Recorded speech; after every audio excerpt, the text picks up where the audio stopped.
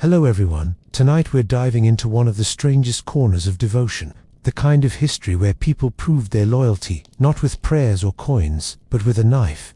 It sounds absurd, but across centuries and continents, countless men and sometimes women were told that the surest way to serve gods, emperors, or entire communities was to surrender the very part of themselves that tied them to fertility, family, and the future. Imagine priests in Anatolia dancing themselves into ecstasy during spring festivals, their frenzied music echoing through the mountains as they reenacted the myth of a god who mutilated himself beneath a tree. Picture emperors in Beijing, surrounded by tens of thousands of eunuchs, every one of them trusted because their bodies had been rewritten into loyalty. Or picture a sect in 19th century Russia, convinced that evil itself was carved into human flesh, and the only way to banish it was with a blade. This wasn't fringe, this was devotion so intense it scarred entire societies. If this kind of unsettling history fascinates you as much as it does me, then take a moment to like the video and subscribe.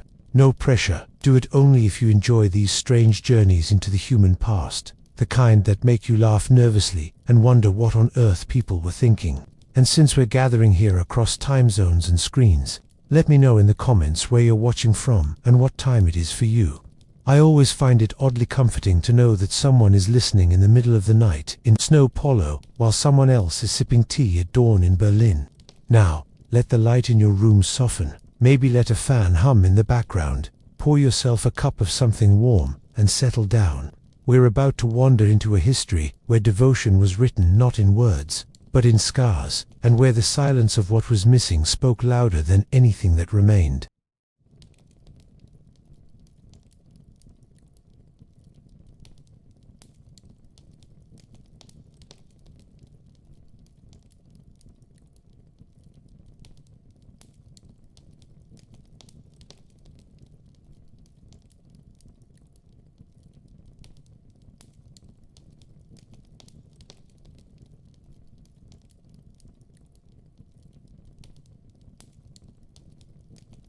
Let me tell you about the person you could have been. Imagine being so devoted that you'd willingly hand over your most treasured body part to the gods, as if your devotion needed a receipt stamped in blood. Today, people prove loyalty by liking posts or maybe getting a discreet tattoo. Back then, the more respectable option was to pick up a sharp rock and say goodbye to your future family tree. No anesthesia, no sterile gloves, just devotion measured in screams per second. If you had been born in a world where pain was prayer, this would have made sense. You wouldn't have asked, why the knife? You'd have asked, which knife? Because castration wasn't some fringe activity whispered about in the corner of history, it was central, celebrated. The act wasn't just mutilation, it was a holy transaction, one pair of testicles in exchange for cosmic legitimacy.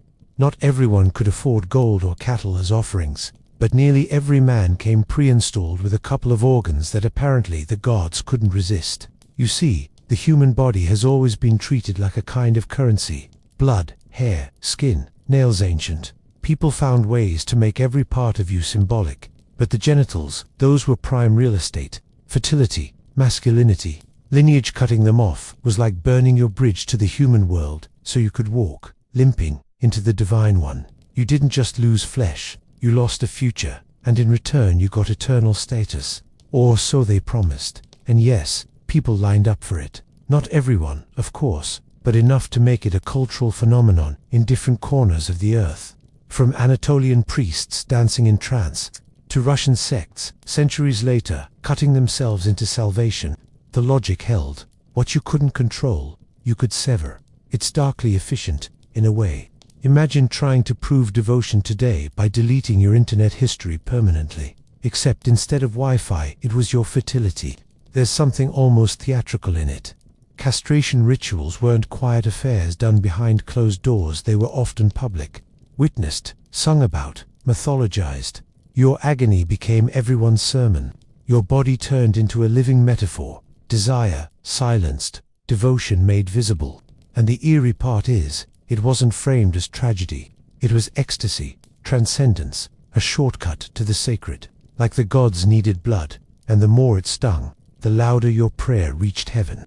If you had lived then, you wouldn't have thought of yourself as a victim. That's the unsettling part. You'd have felt special, chosen, marked apart. The knife wasn't humiliation, it was elevation. Strange how easily the human mind can dress agony in sacred robes. And yet, the bodies remained, altered forever. Proof that people really will do anything if you tell them the gods like it. And now that you've got the taste of this, well, we should move closer to the soil, where the very first whispers of this practice began, where Mesopotamian priests sang and bled their way into the temples of Ishtar. In ancient Mesopotamia, that strip of earth where human beings first decided mud, reeds, and ambition could be combined into something resembling civilization. Here, temples weren't just places for prayer, they were economies, banks, theaters, and occasionally surgical theaters of a very particular kind. Among the earliest echoes of ritual castration come from the Sumerian and Akkadian world, where the cult of Inannator, known as Ishtar, made sure devotion wasn't just spoken, it was embodied. The priests of Inanna were sometimes called the Gala, a group known for their ecstatic songs, mournful chants, and yes, their ambiguous sexuality.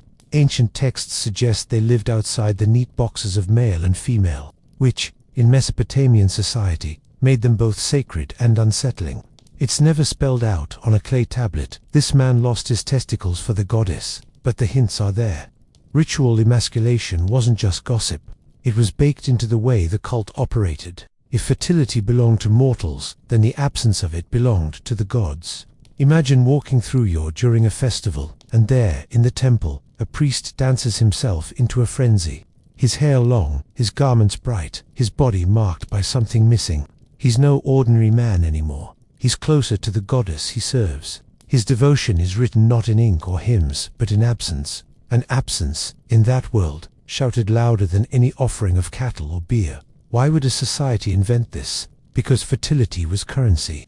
Crops, herds, children, everything revolved around reproduction. To willingly give up the very organs that tied you to that cycle wasn't seen as foolishness. It was sacred bankruptcy. You signed away your credit with humanity to be fully employed in divine service. It's perverse accounting, but Mesopotamians believed the gods noticed balance sheets written in flesh. And of course, it wasn't just about the ritual itself, it was about power. A castrated body couldn't produce heirs. That meant no rival dynasties sprouting up in palace backrooms. Kings loved this detail.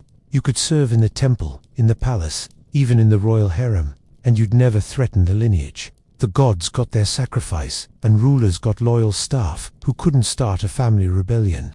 Everybody wins, except, obviously, the person with the knife wound. What's chilling is how normalized it became. Songs, myths, even epic texts reference these figures, half feared, half revered. They were proof that devotion had no ceiling, that you could hand over even your future for the goddess. And once you realize Mesopotamia baked this into the earliest layers of religious life, you start to see the shadow it cast, because this wasn't the last time men would decide the most pious thing they could do was pick up a blade and cut themselves into the heavens. And as that idea drifted west, across the desert and the trade routes, it found new soil in Egypt, where the knife wasn't just about the gods, it was about the politics of who could be trusted behind palace walls. Now, if Mesopotamia gave castration its first sacred stage, Egypt turned it into a backstage pass to power. Here, the blade wasn't usually lifted by trembling devotees in trance, but by surgeons in service of Pharaoh's politics. The Egyptians, ever the pragmatists, didn't spend much time pretending the act was for spiritual transcendence. Instead, it was for access to the harem, to the palace, to the spaces where royal secrets whispered louder than the desert wind. Eunuchs in Egypt were useful precisely because of what they lacked. A body without reproductive power was a body stripped of dynastic threat. If you couldn't father children, you couldn't found a rival house. You could serve among Pharaoh's wives and concubines without suspicion, manage the domestic empire, and still be invisible on the genealogical chart. Kings loved that. It made you trustworthy by default, at least in theory. But don't mistake this for kindness. The operation itself was brutal. Castration in the ancient world meant knives that were barely sharper than a farmer's plow, no anesthesia, and a constant risk of bleeding out before you even had a chance to start your new career as a trustworthy servant. Survival was the first qualification for office. If you lived through it, congratulations, you were ready for palace service. What's eerie is how casual it became. reliefs and papyri hint at eunuchs as ordinary fixtures of court life, not glorified saints like in Sibley's cult, not prophets dripping in ecstasy, but managers, stewards, guards of the inner chambers. Their devotion wasn't to the gods, it was to Pharaoh, the man who needed human locks on his most guarded doors. The irony, of course, is that in a land obsessed with fertility where the Nile's flooding was life itself, where the gods were praised for their virility, men were stripped of theirs in order to keep that very system intact. Crops had to grow, dynasties had to continue, and someone had to make sure no extra heirs complicated the paperwork. And so, the knife served fertility by destroying it in select bodies. If you'd been one of these figures, you'd have walked through marble halls wearing linen robes that marked you as both honored and mutilated. People would bow, but also whisper. You were trusted, but never truly equal. Sacred enough to be indispensable, expendable enough to be cut down literally when politics shifted. It's not the ecstatic devotion of a priest dancing under Sibley's tree, but it's just as telling. The human body, once again, was currency. Egypt didn't need your sacrifice to prove loyalty to the gods. They needed it to prove loyalty to the throne. And from the Nile's banks, this practice flowed further east, toward empires that would make eunuchs not just court staff, but entire political machines. Which brings us, inconveniently, to Anatolia, where knives were raised again, but this time, not by kings, but by men who swore the gods themselves demanded it. In the ancient hills of Anatolia, long before Rome marched its polished sandals over the region, people worshipped a goddess who had no interest in halfway devotion. Cybele, the Great Mother, demanded not flowers or songs alone, but the very rewriting of the body itself. Her followers, known as the Galli, became living symbols of that devotioning, unsettling reminder that the human form could be reshaped into an altar. The festivals in her honor weren't quiet Sunday ceremonies. They were chaotic spectacles, full of drums, wild flutes, and a kind of energy that makes modern music festivals look like polite book clubs. The air was heavy with rhythm, frenzy, and anticipation. People didn't come to watch a gentle sacrifice. They came to see transformation. In that state of trance, amid the roar of instruments and the beat of thousands of feet, devotees of Cybele declared their allegiance in a way that left no doubt. The story that justified this extremity was the myth of Attis. According to legend, Attis was Cybele's beloved, a mortal swept into her divine orbit. But divine love in ancient myths was rarely gentle. Attis, in a fit of madness, destroyed his own fertility beneath a sacred tree. From his blood, flowers bloomed, and from his loss, the cycle of life and rebirth was sanctified. To honor Cybele meant following the path of Attis, imitating his act, not metaphorically, but with the body itself. And so the Galli emerged, priests, who had renounced conventional manhood to embody the paradox of serving a fertility goddess through infertility. They dressed in bright, feminine clothing. They wore their hair long, perfumed, and styled. They sang in high voices, carrying hymns that unsettled and enchanted their audiences. To outsiders, they seemed to live between categories, neither fully men nor women, but something else altogether. The presence of the Galli was powerful, even intimidating. They stood at the margins of society, yet commanded respect through fear, fascination, and their unshakable bond with the goddess. Their very existence challenged the Roman and Greek ideals of masculinity and social order. How could a society obsessed with lineage and heirs understand priests who deliberately abandoned that role? And yet, the cult of Cybele grew, spread, and eventually marched straight into the heart of Rome itself. Roman senators were scandalized. Citizenship, after all, was tied to family, lineage, and control of the household. The Galli, with their refusal of those roles, seemed like a living threat to Roman order. Laws were passed forbidding Roman citizens from undergoing the ritual, but foreigners, those from Anatolia or elsewhere, were permitted to continue. The cult was tolerated, but always at arm's length. Rome wanted the goddess' favor, but not her priest's example. Still, they endured. For centuries, the image of the Galli haunted the Roman imagination. These priests processed through the streets during festivals, clashing cymbals, shouting ecstatic hymns, and shaking the city with their defiance of normality. The sight of them was a reminder that devotion, in its most extreme form, could override not just the laws of the state, but the boundaries of the body itself. And so in Anatolia, devotion took on a shape that was permanent, embodied, and unforgettable. The galley showed the world that religion wasn't just about what you believed, but what you were willing to become. And that idea, dangerous, radical, uncompromising, would echo across centuries, resurfacing in unexpected places. Because when Rome tried to draw the line, it accidentally opened the door to debates about how far devotion could really go. Which brings us to the uneasy dance between Roman law and religious ecstasy, the empire that both feared and needed the knife of devotion. Rome had a complicated relationship with other people's gods. On the one hand, they collected deities like souvenirs, Isis from Egypt, Mithras from Persia, Cybele from Anatolia. On the other hand, they hated anything that smelled like disorder. And nothing unsettled Rome more than the sight of a priest in flowing robes, high-pitched voice, and jewelry clashing louder than a legion's armor, preaching devotion through simple renunciation. The cult of Cybele arrived in Rome during the Second Punic War, right when the city needed all the divine help it could get. Hannibal was stomping across Italy with elephants, and Rome, desperate for cosmic backup, imported Cybele as a kind of emergency goddess. They even brought her sacred black stone, the symbol of her power, straight from Phrygia. The Senate set up a temple on the Palatine Hill. Crisis solved, right? Except there was a problem. The goddess came with priests, and the priests came with rituals. And those rituals made Roman masculinity curl up and die on the marble floors. You see, Roman ideals of manhood were built on discipline, family, and public service. A Roman man was supposed to father children, serve in the army, and keep his household in order. The galley threw all that out the window.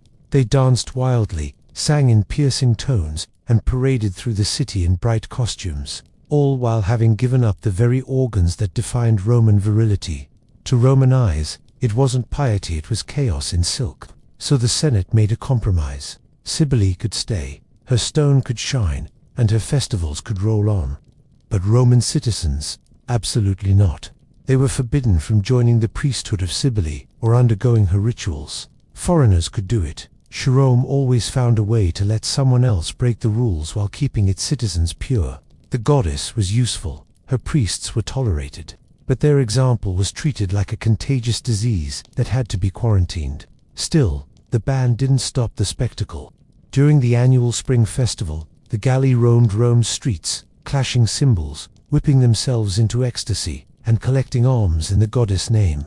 Crowds gathered to watch, half horrified, half entertained. Imagine being a conservative Roman senator, standing stiff in your toga, watching a procession of brightly dressed priests spinning through the forum while your children tugged at your sleeve, asking, "Why don't we worship like that?" The Senate's blood pressure must have risen faster than the Tiber in flood season. But here's the irony. Rome needed the spectacle.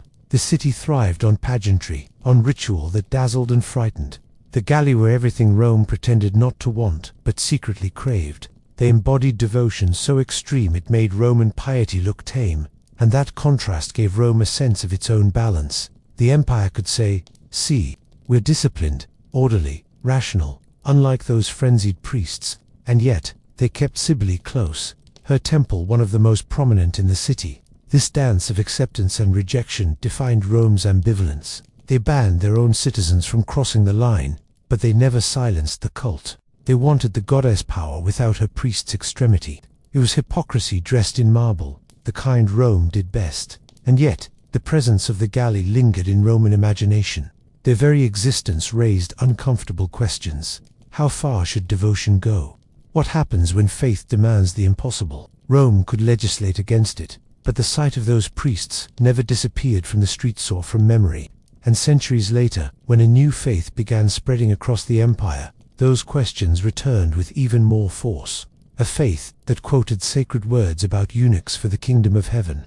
A faith where some believers decided the metaphor was meant quite literally. By the time Christianity began spreading through the Roman Empire, people were already used to the sight of priests who'd given up their masculinity in the name of devotion. Cybele's galley had been parading through the streets for centuries, and the empire's palaces were practically staffed with eunuchs. But Christianity, with its talent for taking old ideas and reframing them in new ways, gave the theme a sharper twist. Suddenly, castration wasn't just a foreign curiosity, it was tangled up in Scripture itself.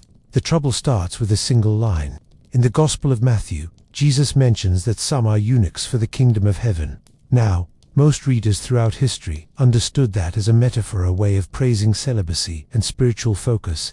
But, in an age when metaphors were sometimes treated like divine instruction manuals, not everyone stopped to ask if the line was meant figuratively. Enter Origen of Alexandria, a brilliant 3rd century theologian with a tendency to take things a little too literally. According to later accounts, Origen took a knife to himself so he could preach without scandal, free from suspicion of impure motives. It was the ultimate footnote to scripture, except this one was written in blood. The act horrified later church leaders. Councils convened and quickly banned self-castration, declaring it heresy. Christianity needed martyrs and ascetics, but it did not want its most famous intellectuals explaining theology while also explaining their sudden lack of heirs. Still, the fact that one of the faith's greatest early minds chose the knife shows how powerful the idea had become. The body itself was the battlefield of devotion, and victory meant radical renunciation. As the centuries rolled into Byzantium, castration took on new forms, not just private zeal, but institutional policy. The Byzantine court was filled with eunuchs, many of whom had been altered as children and then raised to serve the empire. Unlike their Roman predecessors, these Byzantine eunuchs weren't just gatekeepers of harems. They became generals, administrators, and patriarchs. Some of the most powerful figures in Constantinople were eunuchs, commanding armies and managing imperial finances. Their altered bodies, paradoxically, gave them political longevity. Without families of their own, they were seen as loyal to the throne, not to dynasties. There's an eerie irony here. Christianity officially condemned ritual self-castration as heresy, yet its most Christian empire turned eunuchs into the backbone of its bureaucracy. The church preached chastity of the heart, the palace enforced chastity of the body. It was as if Byzantium had split devotion into two branches, one spiritual, one surgical. And for centuries, the empire ran on this paradox. Ordinary believers, meanwhile, still wrestled with the tension. Was the highest devotion found in renouncing sexuality, or was mutilating the body a step too far? The Desert Fathers, ascetics, who withdrew into caves and wilderness, pursued purity through fasting, prayer, and sleepless nights. But their extreme practices kept brushing up against the shadow of castration, always there, just over the horizon of zeal. If your body was the root of temptation, why not remove the root altogether? The church had to walk a careful line. Too much tolerance, and Christianity risked looking like Sibley's cult with a new name. Too strict, and it risked alienating those who believed radical sacrifice was the true mark of faith. And so, the debate simmered. How much of yourself must you give up to prove you belong wholly to the divine? And that simmering question didn't stay in Byzantium. It traveled further east, into the sprawling bureaucracy of China, where castration wasn't about God at all, but about serving the Son of Heaven, the Emperor. Travel far from the marble temples of Rome and the incense-thick basilicas of Byzantium, and you'll find yourself in the forbidden city of Beijing, where devotion took on a different shape. Here, castration wasn't about gods or cosmic myths, it was about politics. China didn't need ecstatic priests dancing in trance. It needed loyal bureaucrats who couldn't father dynasties. And so, the empire perfected the art of turning men into tools of the throne. For more than 2,000 years, eunuchs staffed the courts of Chinese emperors. Their role wasn't sacred, it was practical. By stripping men of their reproductive power, emperors ensured that these servants could never pass influence to a family line, never carve out a competing dynasty, never build a future outside the palace walls. They became, in effect, permanent dependents of imperial power. The body itself was proof of loyalty, altered, controlled, incapable of building anything but the emperor's authority. What's striking is how normalized it became. In the Zhou dynasty, as early as the 8th century BCE, eunuchs appear in records. By the Han dynasty, their presence was constant, and under the Ming and Qing, they were practically the nervous system of the palace. Tens of thousands of eunuchs filled the corridors of the forbidden city guards, scribes, chamberlains, cooks, spies. Their influence could be immense. Some rose from obscurity to become kingmakers, wielding more power than generals or ministers. Others were reduced to menial tasks, polishing jade floors and carrying chamber pots. The irony is almost unbearable. The same empire that venerated filial piety, family lineage, and the passing of names from father to son, also built its most intimate institutions on men who had no families at all. Confucian ideals exalted the household as the root of society, yet the emperor's household was guarded and managed by men who could never have one. It was a paradox, and like most paradoxes, it was papered over with ceremony and silence. The process itself was brutal, though the details often get buried under official records that simply note who had entered service. What mattered wasn't how it was done, but that it was done. Once altered, the eunuch's life was sealed. There was no return to ordinary society, no inheritance, no lineage. Their survival depended entirely on proximity to imperial favor. That's why they were so dangerous. With no children to care for, no farms to tend, their entire existence could be poured into scheming for influence. And scheme they did. History remembers figures like Wei Zhongxian, a Ming dynasty eunuch who manipulated emperors, executed rivals, and ran the empire like his personal estate. Others became patrons of art, literature, and architecture, leaving behind monuments more enduring than their names. Eunuchs weren't just passive servants, they were actors on the political stage, shaping the destiny of dynasties. Yet, beneath all this, their lives were deeply precarious. When emperors died or dynasties shifted, eunuchs were often purged, accused of corruption, and executed. They lived close to power but never secure within it. Their altered bodies gave them access to the inner palace but also made them permanent outsiders. Revered and reviled in equal measure, they were reminders that the empire itself was maintained not only by armies and scholars, but by bodies deliberately reshaped for control. And while China wrapped castration in silken bureaucracy, elsewhere the act still carried a divine sheen. Travel to the Indian subcontinent, and you'd encounter a community whose initiation rite blurred devotion, identity, and belonging. Step into South Asia, where the meaning of castration shifted again, this time into the realm of identity, belonging, and sacred duty. Here, the Hijra community has lived for centuries, on the margins and in the center at once, marginalized socially, yet recognized in ritual spaces where their presence is considered indispensable. Their role wasn't about serving kings like in China or mirroring gods, like in Anatolia, was about embodying a space between categories, a kind of living threshold. Initiation into the community traditionally included a ceremony known as nirvana. The term itself means liberation, and it was understood as a rebirth. The act wasn't done in public festivals or imperial palaces, but often in hidden spaces, guided by a guru, witnessed by fellow initiates, and sanctified by prayer to Bahuchara Mata, a goddess associated with transformation and chastity. The idea wasn't humiliation or punishment, it was surrender, the letting go of one role in order to be reborn into another. The Hijras lived in a paradox familiar to history, excluded from mainstream society, yet invited into its most intimate moments. At weddings, births, and festivals, they performed blessings, danced, and sang. Families believed their presence brought fertility and warded off misfortune. A bride might be ignored by her neighbors, but if the Hijras arrived at her wedding, the gods were paying attention. That's the strange magic of the community. They were outsiders, yet everyone wanted them inside at just the right moments. Colonial records from the British Raj reveal both fascination and disdain. Administrators described Hijras as strange, unsettling, and disruptive, but they couldn't deny their authority in ritual life. The British tried to criminalize them in the 19th century, labeling their practices obscene and their way of life fraudulent. And yet, the community persisted, adapting, surviving, refusing to vanish despite the bureaucracy of empire. What makes the Hijra tradition unique is that it wasn't solely about renunciation of fertility for gods or emperors. It was also about constructing a new social identity. To undergo nirvana was to step into a collective history, to find belonging among those who lived outside the male-female binary.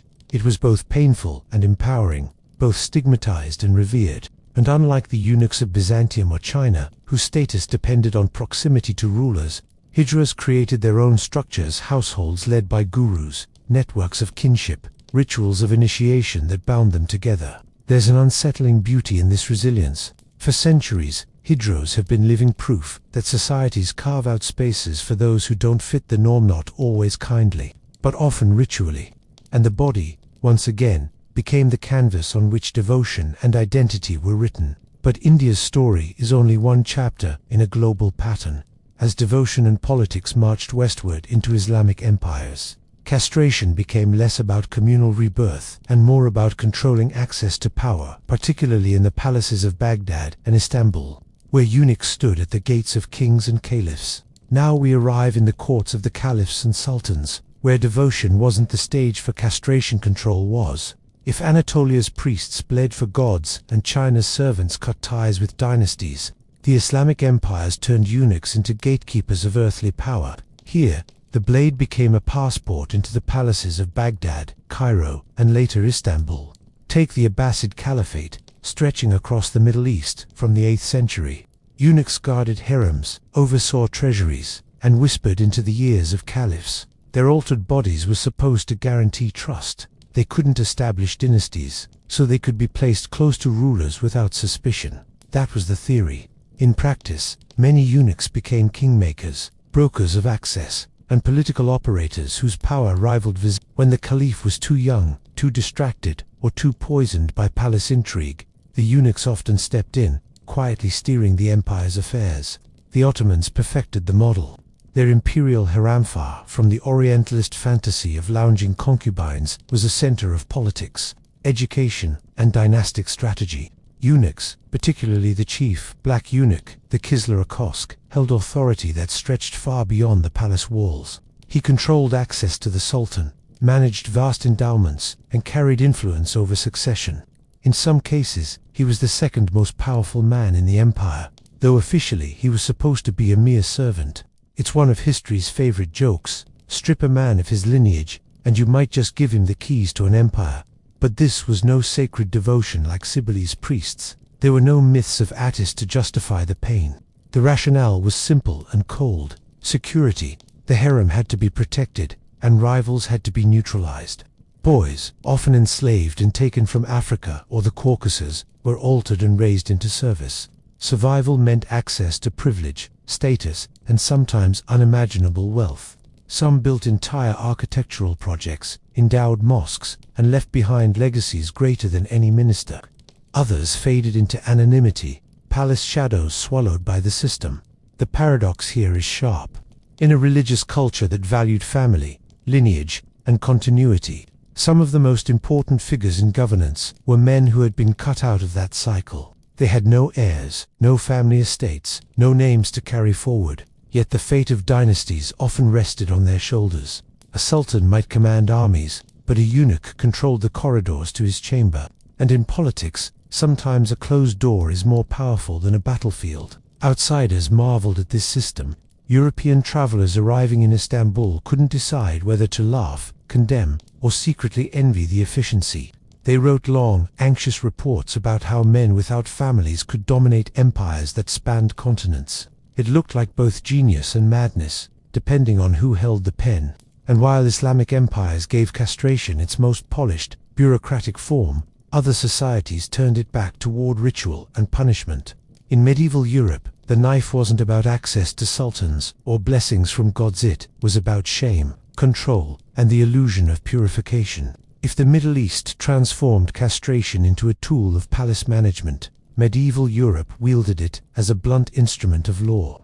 Here the knife wasn't framed as sacred devotion or political loyalty. It was punishment, a way to mark biters with moral lessons that ink and parchment could never quite achieve. Medieval justice was obsessed with visible consequences. A thief lost a hand, a liar lost a tongue, and a man guilty of treason, adultery, or rape might lose the very part of himself considered the root of the crime.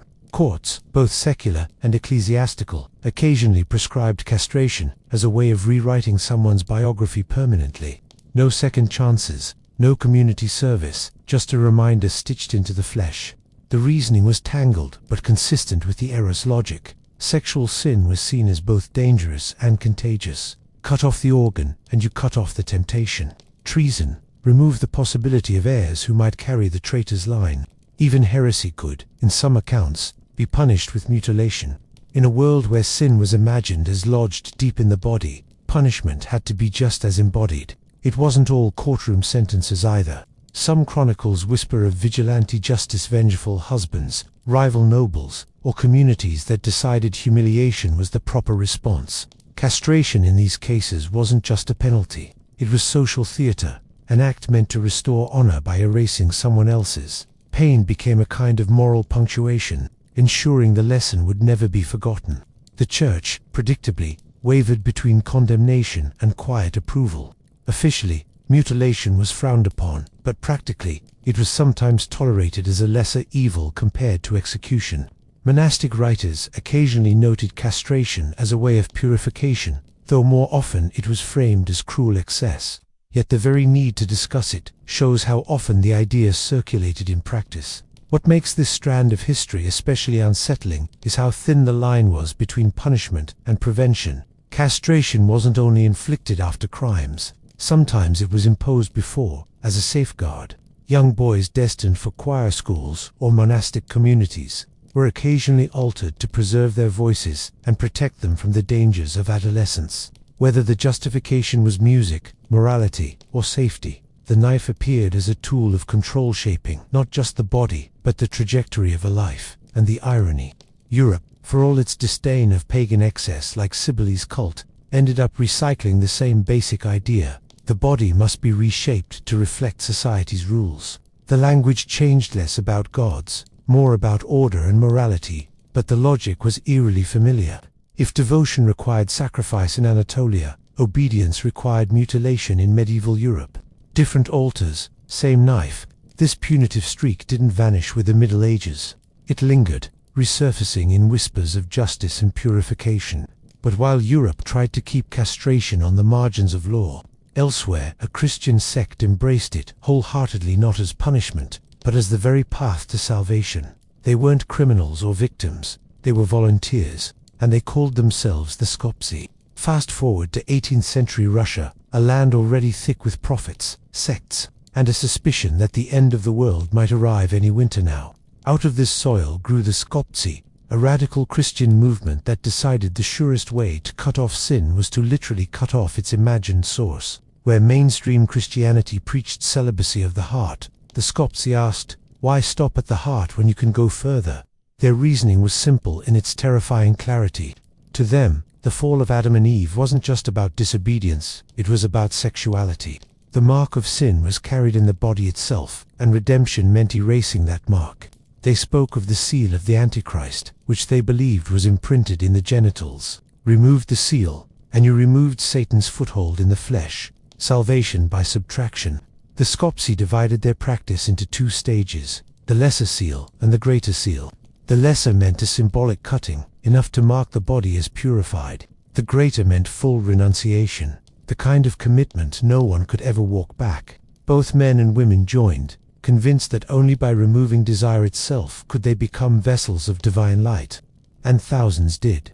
By the 19th century, Russian authorities estimated tens of thousands of followers scattered across the empire. From villages in Siberia to hidden communities near Moscow, Tsarist officials were horrified. They saw in the Skopsi not only religious heresy, but demographic suicide. An empire already struggling with population growth could hardly afford sects that removed themselves from the cycle of reproduction. Arrests, trials, and exile followed. Skopsi leaders were branded, imprisoned, and shipped to Siberia. Yet persecution only seemed to fuel the group's conviction. If suffering was proof of holiness, then Siberian exile was just another chapter in their sacred history. What's astonishing is the social fabric they built around this radical devotion. Skopsi members weren't all peasants or zealots. Some were merchants, artisans, even minor nobles. They supported one another, shared resources, and lived in tight-knit circles, where their altered bodies became badges of spiritual status. Outsiders called them fanatics. Insiders called themselves the purest Christians alive. The irony is thick. In a country where the Orthodox Church prized icons, incense, and elaborate ritual, the Skopsi turned their own bodies into icons. No gold leaf, no painted saints, just flesh, rewritten as theology. They didn't kneel before ornate altars. They became the altar. And while the official church denounced them as dangerous heretics, the very extremity of their devotion haunted the imagination of Russian society. The idea that holiness could require more than prayer, that it could demand a knife, lingered like smoke. The sect eventually dwindled under state pressure and modernity's slow encroachment. But their story reveals something unsettling. Even in the age of empires, factories, and railroads, The old logic of sacred mutilation still had power. When faith and fear collide, people can be persuaded that the path to heaven lies not in what you build, but in what you remove.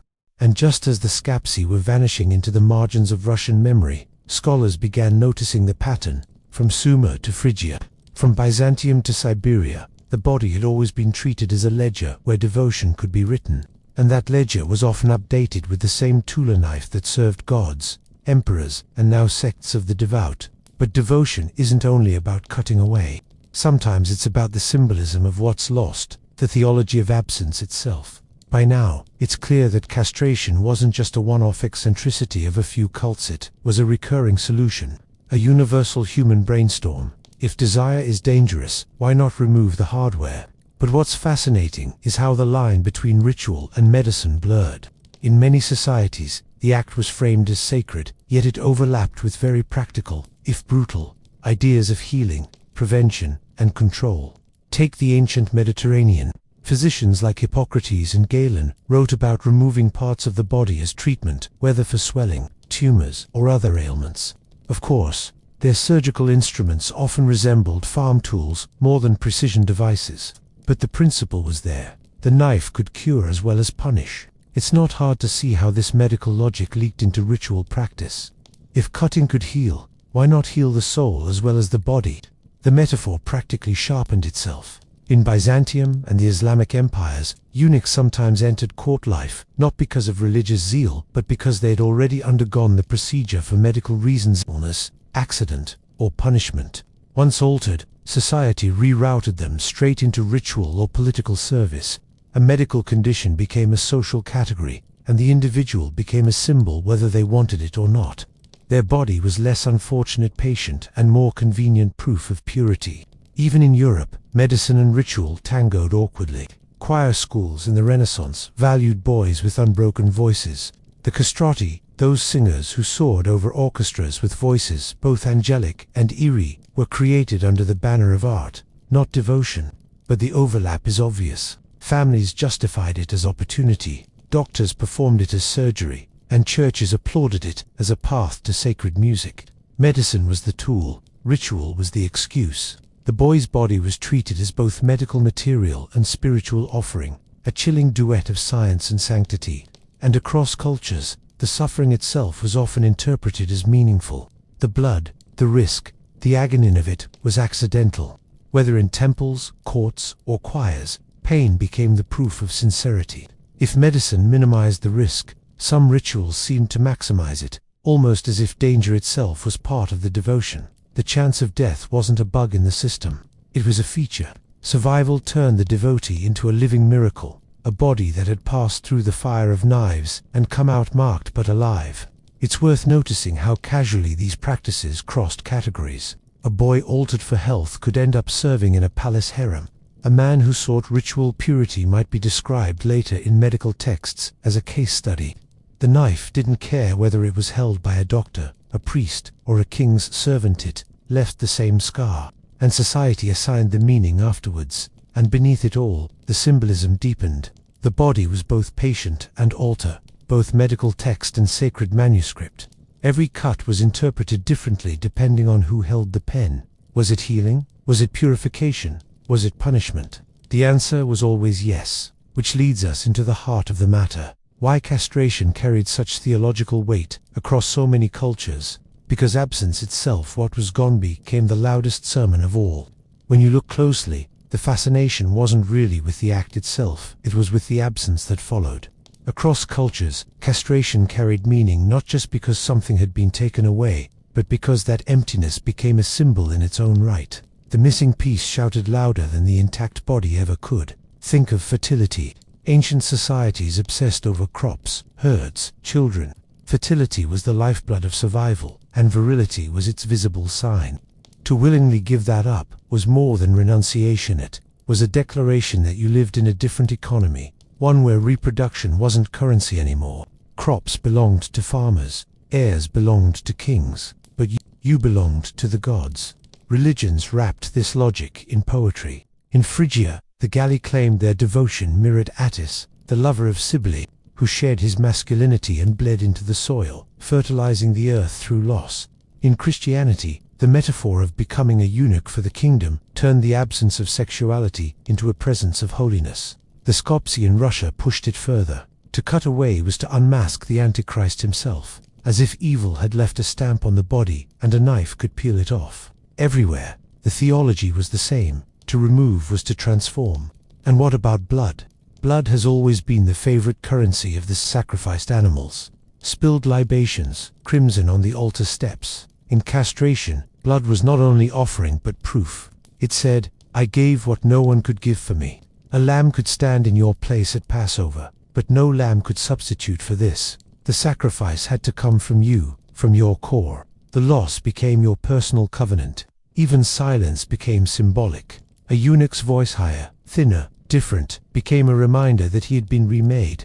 The castrati singers of Europe didn't just produce sound, they embodied absence, their voices floating somewhere between boyhood and adulthood, heaven and earth. Listeners wept, not just at the beauty but at the uncanny reminder that someone had paid dearly for those notes. Philosophers noticed too. Castration was framed as a way of transcending desire, turning the body into a vessel less distracted by lust. Of course, history proves it wasn't that simple. Desire doesn't evaporate just because you've rearranged the body. But the symbolism was powerful. You were no longer part of ordinary human cycles. You had stepped into a liminal state, a living contradiction that both unsettled and inspired. And societies adored contradictions. Eunuchs were trusted and feared, revered and ridiculed. They were mocked as incomplete, yet elevated as incorruptible. They embodied the paradox that absence itself could be holy, that loss could be gain. And perhaps that's why the symbol stuck around for so many centuries. The act was horrifying, but the theology was irresistible. Because in the end, it wasn't about knives or rituals, or even devotion. It was about the story a body could tell once it had been marked forever. And history shows us that story wasn't whispered in secret. It was carved into politics, chanted in temples, and sung in operas. Which brings us to the last thread, how these rituals lingered in memory, not only in religious texts and court chronicles, but in cultural legacies that still echo today. The strangest thing about castration rituals is that they almost never stayed in the moment. They left echoes. A body was altered. Yes, but the memory of that act lingered long after the blood dried, etched into myth, politics, music, and even gossip. What you see, centuries later, isn't just an old scar, it's a cultural ghost, haunting how societies remember devotion. In the ancient world, eunuchs became metaphors as much as people. In Mesopotamian hymns, the gala priests symbolized loyalty so complete it defied reproduction. In Rome, the Galli were remembered less for their theology and more for their shocking performances. Their absence of manhood turned into a cautionary tale about the excesses of foreign cults. And in Christian memory, Origen's decision was retold with both horror and awe. A brilliant mind who had read scripture so seriously he rewrote his own body. The church condemned the act, but never stopped telling the story. The same pattern shows up in politics. Chinese eunuchs were alternately demonized and praised in chronicles. Some were scapegoated as corrupt manipulators. Others were remembered as loyal servants who built palaces and stabilized dynasties. What they all shared was permanence. Their status, their altered state, became shorthand for loyalty, intrigue, or corruption, depending on who was writing history. Their bodies became political vocabulary. And then there's music. The castrati of Europe, those boys altered for the sake of angelic voices, left an imprint that still unsettles. Their recordings, few though they are, sound otherworldly, hovering between boy and man, human and divine. Opera audiences wept at the sheer beauty of voices that were only possible through loss. Long after the practice was banned, the fascination lingers. Even now, when you hear stories of castrati, the reaction is always the same: half awe, half discomfort. The voice is remembered as much for what it represents as for what it produced. Theological memory is even more complex. Groups like the Skopje faded, persecuted into obscurity, but their logic still circulates in whispers. The idea that holiness demands radical bodily sacrifice hasn't vanished. It resurfaces in debates about celibacy, asceticism, and the role of the body in devotion. Each new generation inherits the ghost of the old argument. How far should devotion go? Where does metaphor stop and blade begin? Even in popular imagination, eunuchs and castrated devotees linger as archetypes. They appear in novels, plays, films, always marked, always carrying the symbolism of loyalty, sacrifice, or strangeness. Sometimes they're remembered as villains, sometimes as saints, sometimes as curiosities, but rarely are they forgotten. Their absence continues to speak. And perhaps that's the ultimate legacy, the way absence itself endures. These rituals were extreme, often horrifying, sometimes voluntary, sometimes imposed, yet they carved themselves into human memory because they dramatized devotion in the most literal way possible. You couldn't mistake sincerity when it was written into flesh. Today, the practices are largely gone, outlawed, condemned, or consigned to history's cabinet of curiosities. But the echoes remain in our fascination, our stories, our lingering unease. And history's final joke is that the very thing removed ended up being unforgettable. Because once the body becomes a symbol, it never quite stops speaking. So what do we do with all this thousands of years of knives, hymns, courts, and scarred bodies turned into symbols? On the surface, it looks like one of humanity's strangest obsessions. But when you peel it back, you see the same logic playing out again and again. Devotion isn't cheap, so the price has to be visible. The knife became the receipt. In Anatolia, it said, "I belong to Cybele." In Byzantium, "I belong to the emperor." In Russia, "I belong to Christ." In China, "I belong to the Son of Heaven." Everywhere, the act was a guarantee, a lifelong contract written not on parchment but in flesh. And in a way, it was terrifyingly efficient. You couldn't undo it, couldn't fake it, couldn't forget it. Your body carried the covenant every hour of every day. What's both absurd and haunting is how differently the same act could be framed. One culture saw it as purity, another as punishment, another as bureaucratic security. To one group, it was ecstasy, to another, shame. Yet underneath, the pattern remained, reshape the body, to reshape the soul or at least the social role. The knife didn't care whether it was raised by a priest, a doctor, or a king's servant. The scar spoke the same language, and maybe that's why the stories survive. The world has largely moved past these rituals, but the fascination lingers. Castrati voices still haunt old recordings, their echoes floating like ghosts from a vanished world. Eunuchs still walk through the pages of chronicles, half feared, half respected. The scapsi still shimmer in the margins of Russian history, proof that faith can turn metaphors into scalpels. Even the hijras of South Asia continue to bless weddings and births, their presence still carrying both stigma and sacred weight. It leaves us with an uncomfortable truth. Human beings have always believed the sacred demanded proof, and we've never been squeamish about making the body that proof. Pilgrims walk until their feet bleed, ascetics starve until their bones show. And in this particular story, knives rewrote futures to make devotion visible. Would you have done it? That's the eerie question history leaves hanging. If you'd been born in another time, another place, would you have sung hymns in a high, altered voice, or walked the palace corridors as a loyal eunuch? Would you have believed salvation required a knife? Or would you have stood in the crowd, clapping awkwardly while someone else bled their way into legend? History doesn't answer that. It only whispers that devotion, when pressed hard enough, always finds a body willing to carry it. And sometimes, the sharpest theology is written not in books, but in scars.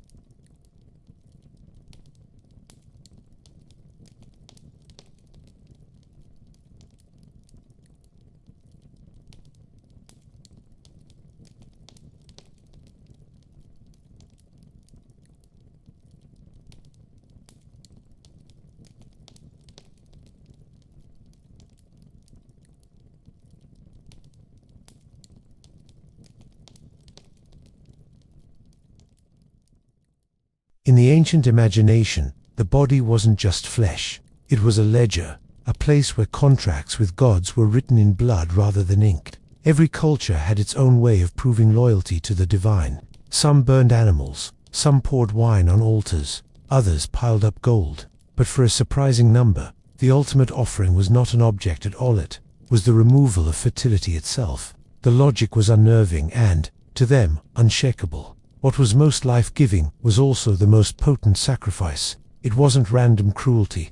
In societies where fertility meant survival, where crops, herds, and heirs were the axis on which the world spun, offering that capacity back to the gods was considered the highest devotion. To cut away a body's ability to reproduce was to place the individual outside ordinary life, into a liminal state that was neither fully man nor woman, neither father nor son. These altered figures became living symbols, safe to place near temples, trusted in royal courts, and unsettling reminders that human beings could be reshaped for the sake of the sacred. Pain itself added weight to the ritual. Blood was the most believable proof of sincerity, and permanent scars were the kind of signatures the gods were thought to recognize. A cut wasn't temporary like fasting or abstinence. It was eternal. Once the act was done, the body carried the covenant for life. In that sense, devotion and disfigurement became inseparable. The gods were not satisfied with vows whispered in the dark. They wanted contracts carved into flesh. The paradox, of course, is that fertility deities were often at the center of these rituals. The priests of Cybele in Anatolia or the attendants of Inanna in Mesopotamia were tied to cults that celebrated life and abundance. Yet their most devoted followers embodied sterility. A fertility goddess flanked by infertile priests might sound contradictory, but in the symbolic universe of antiquity was presence. What was given up became the proof of what was most valued. The practice also had social and political consequences. By removing the possibility of heirs, these figures were placed outside dynastic competition. Kings could surround themselves with servants who posed no threat to the lineage. Temples could rely on devotees who were wholly dependent on divine institutions. What was framed as sacred sacrifice was also a clever tool for control. The knife served both altar and throne, making devotion indistinguishable from politics.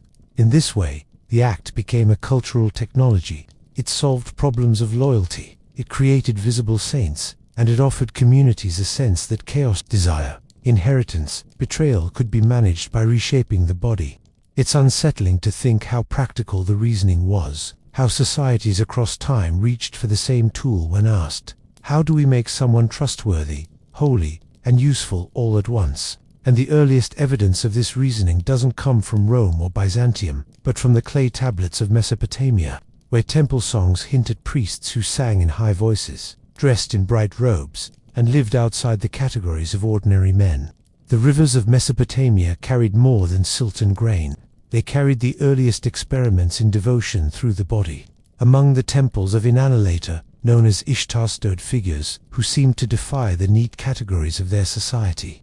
These were the gala temple attendants whose songs of lament echoed through processions, whose voices rose in falsetto as if grief itself had been reshaped into music. Their very presence suggested they were not like other men, and the texts that survive hint at bodies marked in ways that made them visibly different. It wasn't a casual role. The temple of Inanna demanded purity, separation, a kind of living sacrifice that extended beyond ritual words. Some scholars argue that castration was part of their initiation, not as punishment, but as transformation. To serve the goddess of love and war required leaving behind the ordinary cycles of family and fertility. In a culture where masculinity was measured in heirs, fields, and herds, stepping outside that economy was both terrifying and sacred. Their songs carried weight. Laments performed by these priests weren't background music, they were the soundtrack of state and temple ceremonies. Written into cuneiform tablets, their verses described loss, divine anger, and reconciliation. The high altered voices that delivered them were not accidental. They were themselves offerings, reshaped instruments of worship. Sound became proof of sacrifice, audible reminders that the gods had been given more than cattle or grain. Inanna's mythology only deepened the symbolism. She was a goddess who crossed boundaries, descending into the underworld, stripping off her garments one by one, emerging transformed. Her priests mirrored that same boundary crossing. They were men unmade, bodies rewritten to stand closer to the divine. Devotion to her meant embodying paradox, fertility worshipped by those who had surrendered their own. The presence of such figures also reshaped how society functioned. By existing outside the realm of heirs, they became both trusted and feared. Trusted, because no rival dynasties could emerge from them. Feared, because they represented a world where human bodies no longer followed the rules of kinship and inheritance.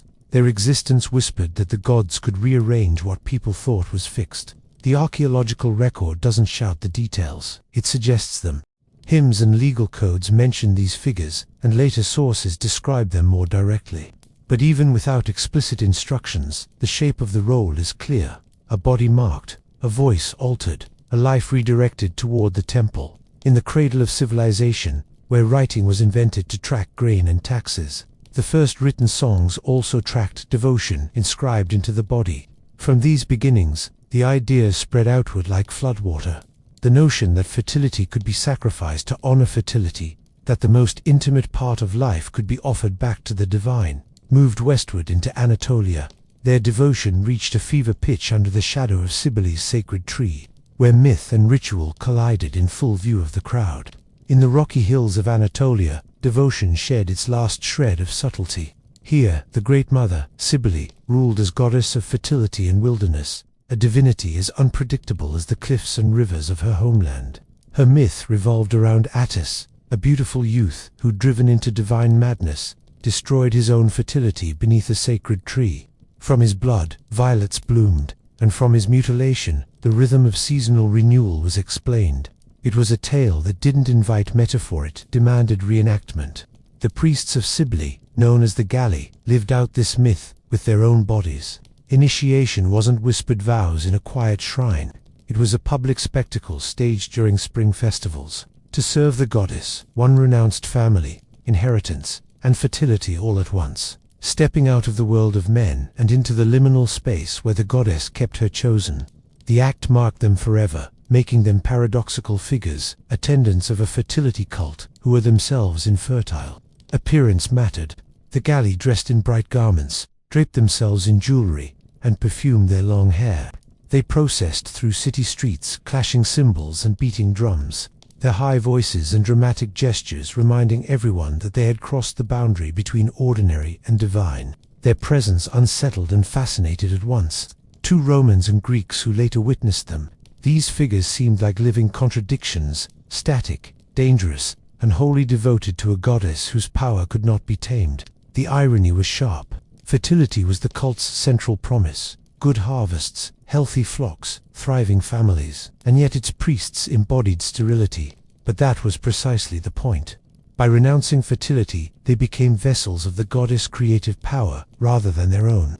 In a world that saw blood as the ultimate offering, their altered bodies were a kind of permanent libation, poured out once and for all. Not everyone approved. The Romans, pragmatic as ever, welcomed Cybele into their pantheon when Hannibal threatened their city, importing her sacred black stone from Anatolia as a cosmic insurance policy. But they drew the line at her priests. Roman law forbade citizens from undergoing the ritual, regarding it as an affront to masculine duty. Still, the festivals continued, and the sight of the Galli marching through the forum, ecstatic and otherworldly, left an indelible impression. What began as myth became living theater, a reminder that devotion could be staged with the body itself as the prop. The Galli were not symbols in poetry, but spectacles in flesh. Their absence transformed into the loudest possible presence, and their defiance of ordinary categories, neither fathers nor sons, neither holy men nor women, became a warning and a fascination for every society that encountered them. From Anatolia, the paradox followed the roads of empire. Rome absorbed the goddess, tolerated her priests, and then recoiled from them, forever caught between needing their devotion and fearing its implications. That tension between attraction and horror would echo again when Christianity rose and its own believers began asking whether scriptures talk of eunuchs for the kingdom of heaven was metaphor or mandate. Along the Nile, the story of altered bodies took a more pragmatic turn. Egypt rarely cloaked the act in mythic ecstasy the way Anatolia did. Here, it was bureaucracy that sanctified the practice. The pharaoh's palace and temple estates required servants who could be trusted absolutely. And trust, in their logic, came easiest when the possibility of heirs was removed. In the vast compounds where queens, concubines, and children lived, male attendants had to be safe for, more precisely, made safe. Eunuchs became the invisible machinery of the palace, guarding private chambers, managing household wealth, and ensuring that the royal bloodline was never diluted by the ambitions of a servant. Their altered status meant they had no dynastic stakes. A man who could not father sons could not scheme for succession. For rulers obsessed with legitimacy, that was worth more than loyalty sworn on any oath. Egyptian art, obsessed with order and symmetry, rarely highlighted these figures. They appear in records more as roles than as individuals: chamberlain, treasurer, steward of the harem. Their identities were less important than their function, which was to serve without ever threatening the royal household. Devotion here was not performed in frenzied festivals, but in daily tasks, measured in silence, obedience, and proximity to power. Yet even in Egypt, the association with purity lingered. To stand near Pharaoh was to stand near divinity itself. To manage the inner household of the gods, representative required bodies that were themselves marked as different.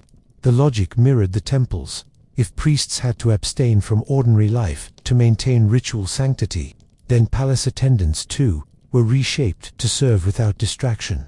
The body became both a guarantee and a barrier.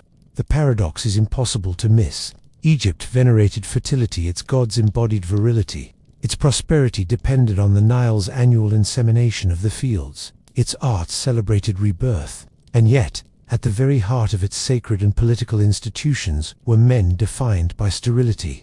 The same civilization that painted fields bursting with grain and families crowded with children relied on attendants who could never reproduce. Fertility was the gift of the gods, but infertility became the tool of kings. Unlike the ecstatic devotees of Cybele, these figures did not march through the streets clashing cymbals. Their devotion was quiet, almost bureaucratic. They were shadows in the palace corridors, trusted precisely because their bodies had been reshaped into loyalty. If Anatolia's priests were living theater, Egypt's eunuchs were invisible infrastructure. Both spoke the same truth. The body, once altered, became proof of devotion, though the audience and purpose differed. And when Rome rose to power, inheriting both the myths of Anatolia and the pragmatism of Egypt, the tension grew sharper. The goddess Cybele was welcomed into the city, her priests tolerated but despised, her rituals both fascinating and forbidden. The empire wanted the blessings of the foreign goddess, but not the unsettling devotion of those who served her.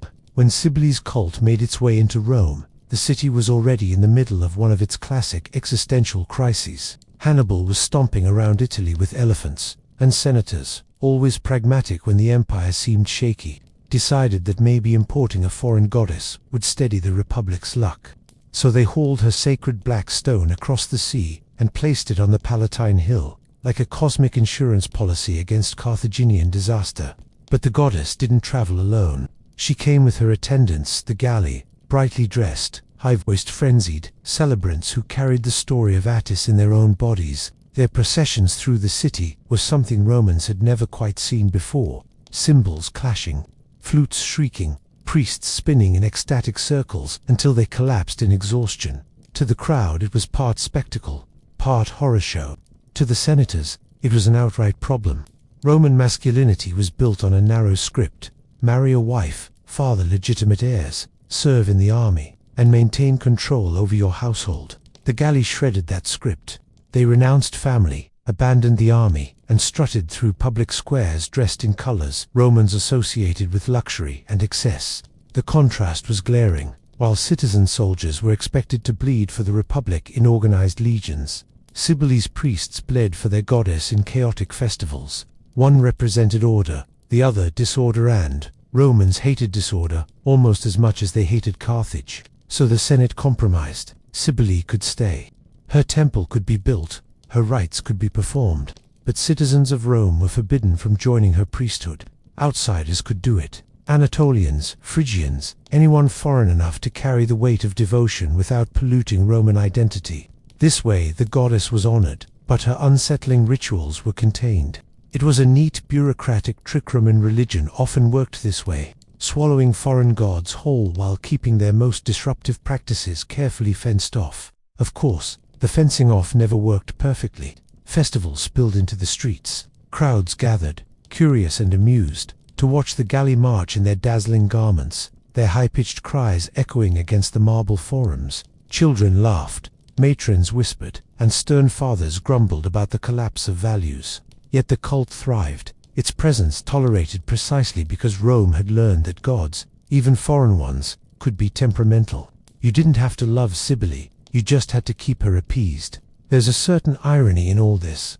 The same empire that glorified conquest and bloodshed on the battlefield recoiled at the sight of men who had turned that violence inward in the name of the sacred. To kill others for the gods was noble. To wound oneself for them was shameful. Rome drew a strange line, and on the other side of that line stood the galley, living proof that devotion could look wildly different depending on which side of the Mediterranean you were standing. But Rome's awkward dance with Cybele's cult wasn't the last time. The Mediterranean world wrestled with how far faith should go. As Christianity spread through the empire, it carried its own paradox, a gospel that spoke of eunuchs for the kingdom of heaven.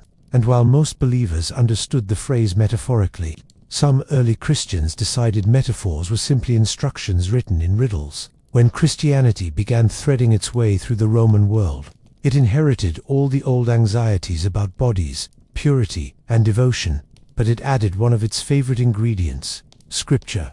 And Scripture, unlike myth, has a way of being read with unnerving seriousness. Take the line from the Gospel of Matthew, where Jesus speaks of those who have made themselves eunuchs for the sake of the kingdom of heaven. Most early believers heard it as a metaphor and exhortation to live separately, to step away from family obligations and devote themselves to God. But metaphors are dangerous things. There's always someone in the audience ready to pick up a knife and say, "All right then, let's not waste time." The most infamous example was Origen of Alexandria, one of the sharpest minds of the 3rd century, a theologian whose writings shaped Christianity for centuries to come. According to later accounts, Origen took the verse at face value and acted upon it, ensuring that no one could ever accuse him of preaching one thing and practicing another. Whether the story is literally true or partly slander from his enemies, it circulated widely enough to leave a mark. A brilliant scholar, capable of dissecting scripture with surgical precision, remembered forever as the man who perhaps misunderstood a metaphor in the most permanent way possible. The early church, alarmed, rushed to draw boundaries. Self-mutilation was condemned outright, not only because it frightened potential converts, but because it risked turning Christianity into a mirror of the cults it was trying to replace. If devotion meant carving the body, how different was the new faith from the Galley of Cybele? Councils declared it heresy. Leaders insisted the gospel spoke in images, not in anatomical instructions. Celibacy, yes. Radical surgery, no. The church needed saints, not martyrs of misinterpretation. Still, the idea didn't vanish. The fascination with bodily sacrifice lingered, just beneath the surface. Early ascetics withdrew into deserts, fasting until their ribs showed, denying themselves sleep, flogging themselves to discipline desire. They didn't take up knives, but their practices carried the same underlying logic. The body was suspect, the body was dangerous, the body had to be subdued. Origen may have been condemned, but his impulse lived on in countless monastic cells, where men starved, scourged, and silenced themselves into holiness. And the irony is impossible to miss. A religion that preached the body as temple of the Holy Spirit also produced traditions that treated the body as a battlefield to be dismantled. One verse could yield monasteries full of quiet celibate scholars, or, in some cases, zealots convinced that steel was the most direct route to sanctity. The debate never really resolved. Was holiness a matter of inward discipline, or did it require outward proof? The Church tried to channel the question toward vows of celibacy, toward priestly orders and monastic rules, but the shadow of literalism lingered. The line between renunciation and mutilation was thinner than leaders wanted to admit. And in the centuries that followed, as Christianity merged with the empire in Byzantium, the line blurred again, not in the deserts of ascetics, but in the glittering corridors of Constantinople, where altered bodies became indispensable to the machinery of state. By the time Christianity had shifted its center of gravity to Constantinople, the argument over whether the body should be cut for God had taken on a new, very imperial twist. The Byzantines were less interested in ecstatic priests, collapsing under sacred trees, and more interested in logistics. Who could be trusted in the palace? Who could be admitted into the private chambers of the emperor? And who could rise high without threatening dynastic succession? The answer, almost every time, was the eunuch. What made Byzantium unusual wasn't just the presence of these figures. That part was ancient history. By then it was the scale and status they achieved. Eunuchs weren't confined to guarding harems or managing kitchens. They became generals, patriarchs, treasurers, ambassadors. Some of the most influential men in Byzantine history were men who, technically speaking, could never be fathers. Their lack of heirs was spun into political advantage. No children meant no rival dynasties. no lineages waiting to topple the emperor, no family webs pulling loyalty away from the throne. Their presence reshaped the court. The elaborate rituals of Constantinople, those endless processions, jeweled robes, golden thrones, were choreographed and managed by eunuchs who stood just behind the emperor, directing traffic like master stagehands of the sacred drama. They carried imperial decrees, escorted foreign ambassadors, whispered into the ears of rulers who trusted almost no one else. Outsiders wrote of them with fascination, describing figures in silken robes, voices higher than other men's, faces painted with cosmetics, commanding authority in ways that unsettled both Romans and visiting barbarians. The Church, of course, had to find a theological explanation. Officially, it still condemned voluntary castration as heretical. But somehow, these same altered men could rise to become patriarchs of Constantinople, leaders of the Church, second only to the emperor himself. The contradiction was left unspoken, because it worked.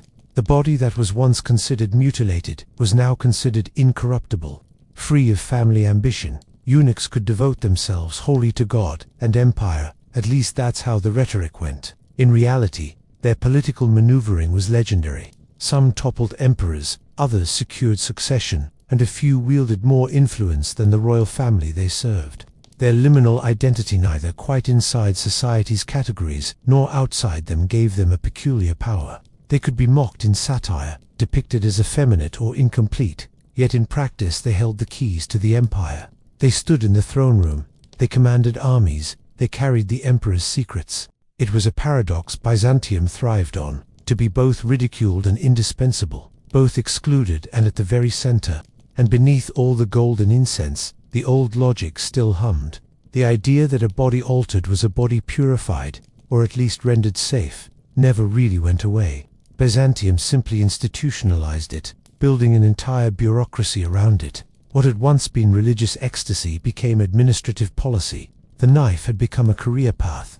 But Byzantium wasn't the only empire to take this logic and polish it into a system. Further east, another civilization older than Rome, larger than Byzantium, made eunuchs the very backbone of its court, filling palaces not with a handful, but with tens of thousands. When the Abbasids rose in Baghdad, they inherited both the splendor of Persia and the political tricks of Byzantium. And one of the sharpest of those tricks was simple: fill the palace with people who couldn't start dynasties of their own. The harem, the inner sanctum where wives, concubines, and children lived, wasn't just a private household. It was a political nerve center, a place where alliances were born, rivalries sharpened, and succession quietly plotted. Guarding that kind of powder keg required men who were loyal, silent, and above all, safe. So eunuchs became the gatekeepers of Islamic courts. In Baghdad, Cairo, and later Istanbul, they watched the doors, carried the keys, and controlled who had access to rulers and their families. Their bodies were their resume, altered, dependable, permanently set apart from the cycles of inheritance and family ambition. That difference was exactly what gave them power.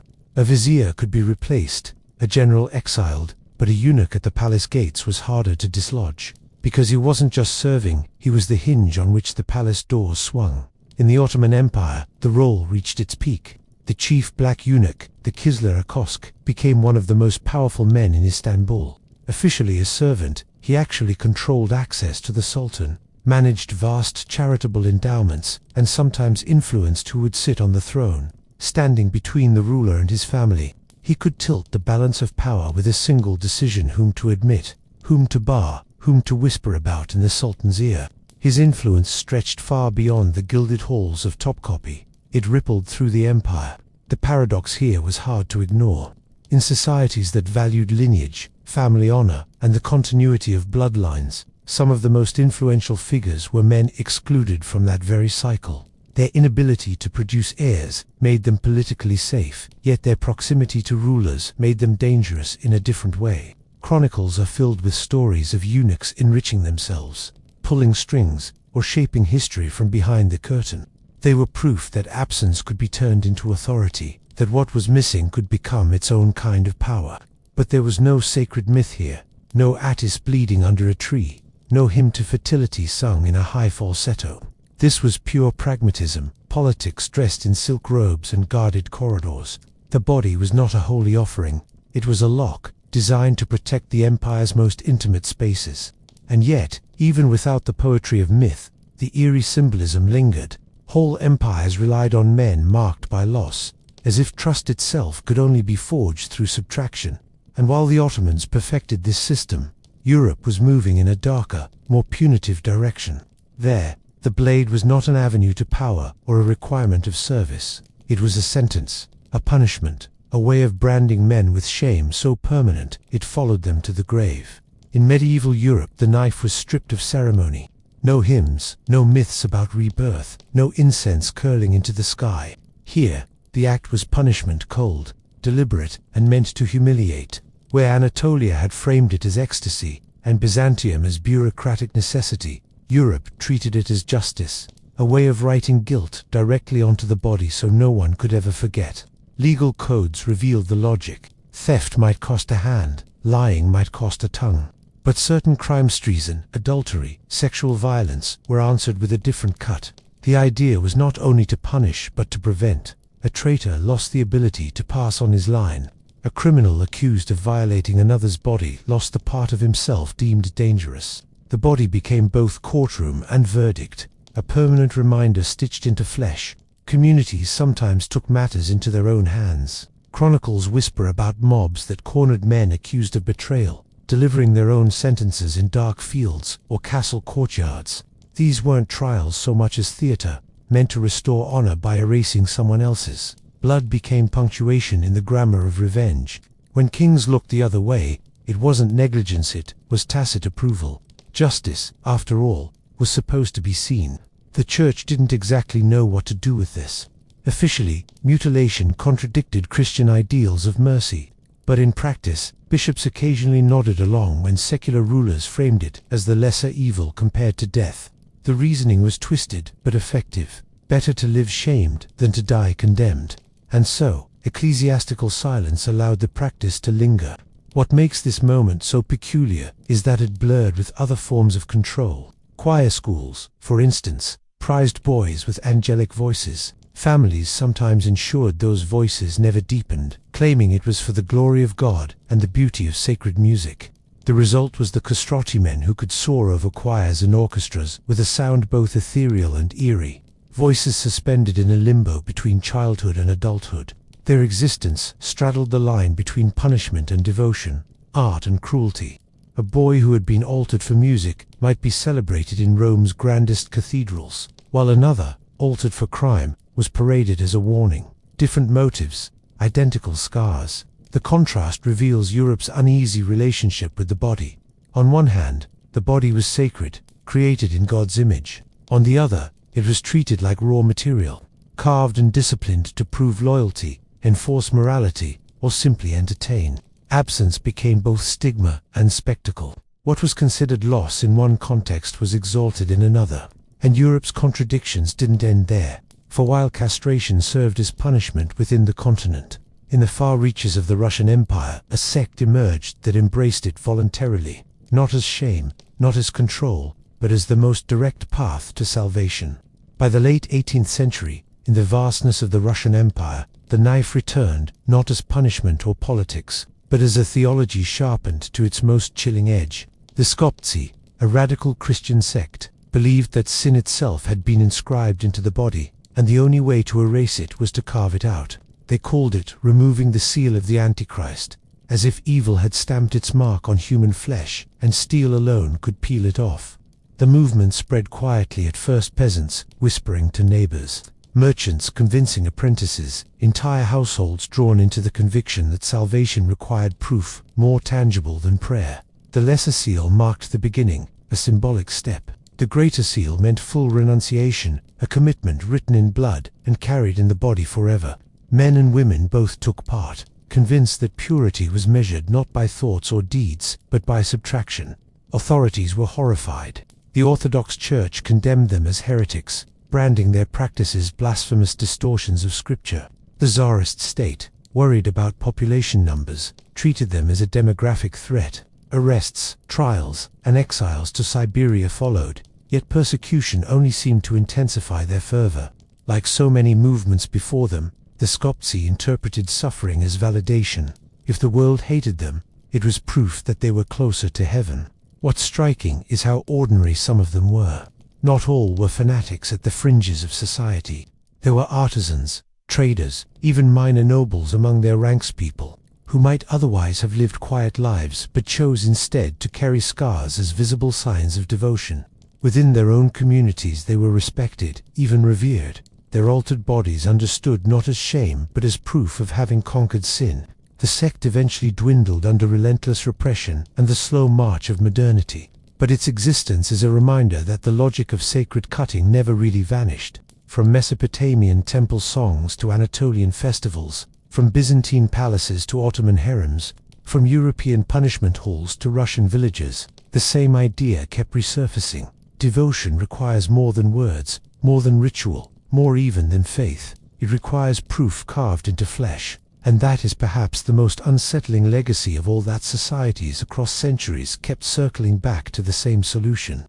The act was framed as purity, as loyalty, as justice, as music, as salvation. The justification shifted, the rituals changed, the gods and empires came and went, but the body, again and again, was treated as the altar. In the end, the Skopsi were only the last loud echo of an ancient habit. They gave the world one final, grim reminder that when humans look for ways to prove sincerity to the divine or to rulers who pretend to be divine, they often turn the knife inward. And once cut, the mark speaks louder than any hymn, sermon, or law ever could.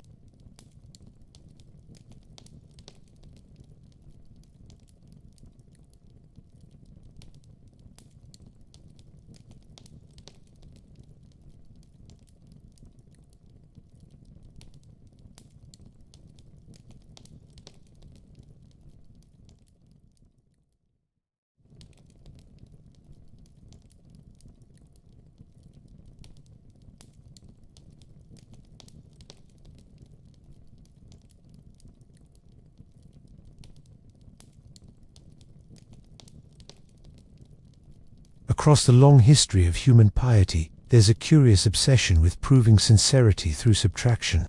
Ordinary vows were never quite enough. Anyone could mouth a prayer, donate a goat, or throw some grain into a temple fire. Words could be faked, offerings forgotten, but a body that was harder to counterfeit. The knife left marks that couldn't be taken back, and permanence was exactly what the gods, or their priests, seemed to crave. The logic was strangely consistent across civilizations. Fertility, the very thing societies cherished, became the most precious coin to spend on devotion. Crops failed without it. Dynasties collapsed without heirs. Entire empires measured their strength in children and livestock, which made the renunciation of that power feel all the more valuable. To surrender the capacity to reproduce was to hand over one's future, not just a momentary gift. The wound itself became a kind of covenant, carried in flesh like a contract signed in scar tissue. Blood sealed the deal. Pain had always been the favorite proof of sincerity, and here it was unavoidable. There was no disguising the fact, no ritual sleight of hand. The body was altered, permanently, and in that alteration a person was remade no longer just a man, but a vessel of the divine, a safe attendant for queens, a trustworthy servant for kings, or a living reenactment of myth. Devotion had been pulled out of the realm of words and placed squarely into the bones. The paradox is hard to ignore. Fertility cults celebrated abundance with altered priests who embodied sterility. Courts obsessed with dynasties filled their palaces with men who could never produce heirs. Faiths that condemned mutilation still honored figures who had undergone it. Again and again, societies insisted that absence was presence, that what was cut away somehow brought mortals closer to the sacred. And the oldest echoes of this peculiar logic don't come from Rome, Byzantium, or Moscow, but from the clay tablets and temple songs of Mesopotamia, where lamentation priests lifted their high voices to Inanna, their bodies marking the first steps into this long, unsettling tradition. In the rugged highlands of Anatolia, devotion took its most theatrical form. The Great Mother, Cybele, was a goddess who embodied mountains, fertility, and untamed wilderness, and her myth revolved around a youth named Attis. The story told of frenzy, loss, and renewal, a cycle in which sacrifice fertilized the earth itself. For her devotees, this wasn't simply a tale to be recited. It was a drama to be lived. The priests who served her, the Galli, reenacted this myth in their own lives. During spring festivals, they dressed in bright garments, draped themselves in jewelry, and processed through towns with drums and flutes. Their movements were ecstatic, their voices unnervingly high, their appearance deliberately outside the norms of everyday masculinity. To Romans who later witnessed it, the sight was mesmerizing and unsettling. Grown men spinning through the streets, proclaiming with their very bodies that they no longer belonged to family or state, but to the goddess alone. What shocked outsiders most was not the music or the costumes, but the devotion made permanent. Service to Cybele meant abandoning inheritance, renouncing kinship, and stepping into a liminal role that left ordinary categories behind. In societies where male identity was anchored in family and lineage, this was a radical transformation. To the cult, though, it was proof. To be remade physically was to embody the goddess's power, to become part of the same cycle of death and rebirth that Attis had dramatized. The paradox was deliberate. Cybele was worshipped as the source of fertility, yet her most dedicated followers embodied sterility. It was absence made into presence, an inversion that made sense in ritual logic. By surrendering their own generative power, they placed themselves fully under hers. Their bodies became offerings, their lives turned into living symbols of the goddess's creative force. And though Rome imported Cybele during its wars with Carthage, senators were quick to draw a line. They welcomed her sacred stone, they built her temples, but they passed laws forbidding Roman citizens from joining her priesthood.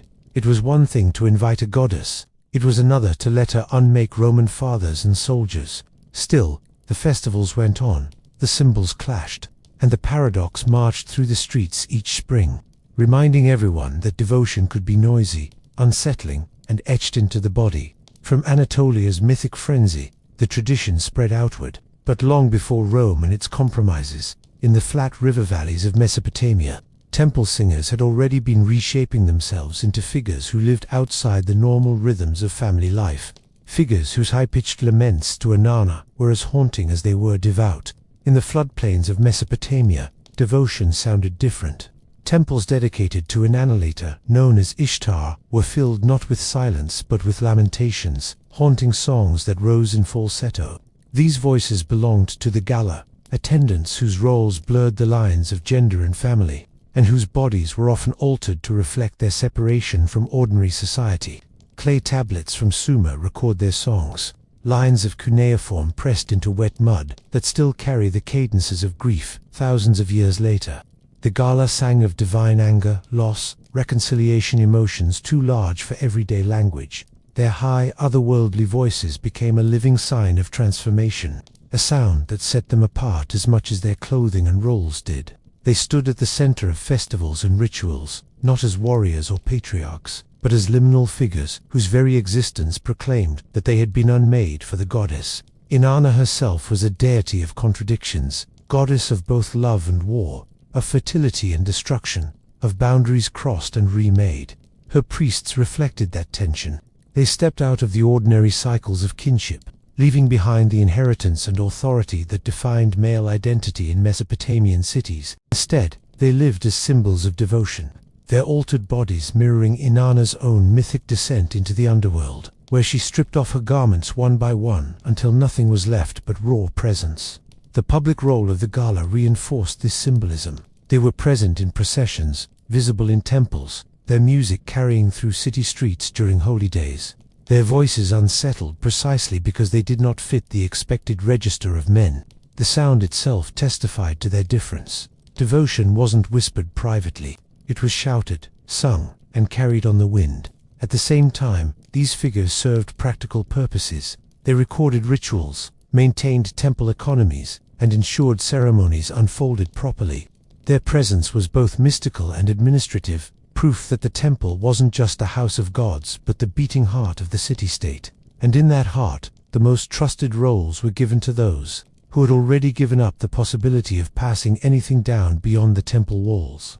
It's striking how early this pattern appears. In one of humanity's first civilizations, where writing was invented to track grain and taxes, some of the earliest texts also tracked devotion inscribed into the body, what later cultures would refine into bureaucracy or ban. As heresy was already present here, the idea that the gods wanted more than offerings of bread and beer, They wanted bodies remade, voices transformed, lives marked permanently. From these planes, the tradition didn't vanish, it shifted. Egypt, with its palaces and harems, took the same principle but dressed it in silence and ceremony. Where altered attendants stood in the shadows of kings who were treated as gods themselves. Along the Nile, the reasoning turned pragmatic. Egypt didn't stage wild festivals of frenzy to honor a fertility goddess. It perfected the art of control.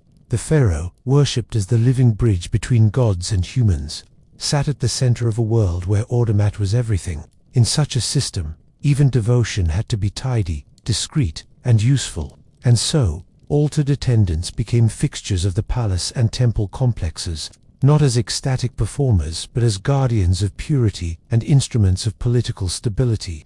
Their presence made sense in a society obsessed with lineage and divine kingship. Pharaohs needed heirs to secure dynasties, but they also needed households free of scandal. Queens, concubines, and royal children lived within the palace walls, their lives closely bound to succession and legitimacy.